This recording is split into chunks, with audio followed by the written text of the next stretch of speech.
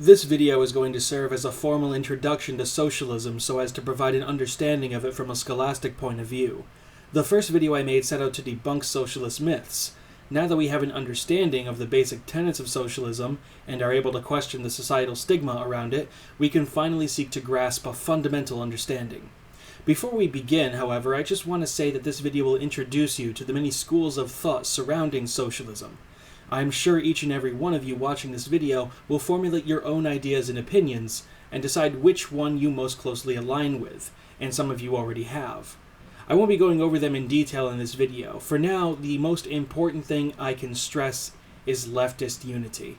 It's the most important thing we have against capitalism. So I want you to keep that in mind as we go through this video and you learn about the different schools of thought surrounding socialism, as you may find you disagree with your fellow comrades on how exactly to implement socialist society.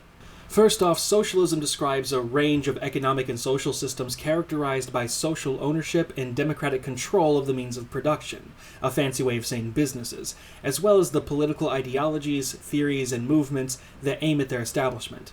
Social ownership can refer to forms of public, collective, and cooperative ownership, to citizens' ownership of equity, or to any combination of these. No single definition can encapsulate all the variants of socialism and their philosophies, but social ownership is the common element shared by all socialists. Socialism can be defined and executed by a non-market socialist economy or a market-based socialist economy. A non-market socialist economy involves the replacement of factor markets and money with engineering and technical criteria based on calculation performed in kind, which is kind of like a resource-based economy. Rather than having money, supply and demand, and markets and all that, production would be based around calculations that would determine what society needs to produce to benefit everyone. It aims to undo the inefficiencies and crises traditionally associated with capital accumulation and the profit motivator. A market-based socialist economy retains the use of money and monetary prices, factor markets, and the profit motive in some cases when it applies to worker co-ops. The profits generated by these terms would either be controlled directly by the workforce or distributed equally to the public in a form of social dividends. The technical workings and methods of this type of distribution is at the center of socialist calculation debate. Socialist political movements began around the mid-1700s and generated a diverse set of political philosophies. These mostly came out of the rising concern for the future stability and sustainability of capitalism. In addition to the debate over markets and planning, the varieties of socialism differ in their form of social ownership, how management is to be organized within productive institutions, and the role of the state.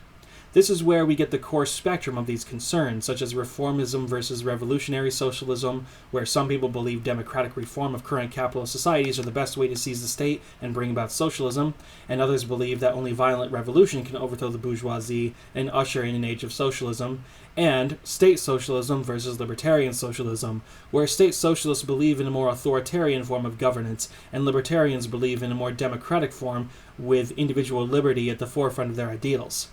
Despite the fact that most socialist systems tend to be democratic in some sense of the word, those who would identify as democratic socialists do so mostly to underline their perceived importance of the democratic system in government and economy, and to draw themselves away from the arguably authoritarian tendencies of the Soviet Union. By the late 19th century, Karl Marx and Friedrich Engels revolutionized socialist philosophy with their Communist Manifesto and other writings. Socialism, despite its varying schools of thought, came to symbolize the opposition to capitalism and advocate for a post-capitalist system based on some form of social ownership of the means of production. Today, most socialists look at capitalism as an exploitative system where the means of production and raw materials are owned by a rich ruling class called the bourgeoisie, who hires a working class, or the proletariat, to engage in a wage-labor relationship in order to produce surplus value in which the bourgeoisie personally profits from.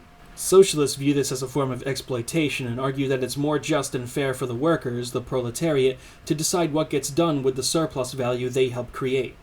By the 1920s, social democracy and communism became the two dominant political tendencies within the international socialist movement.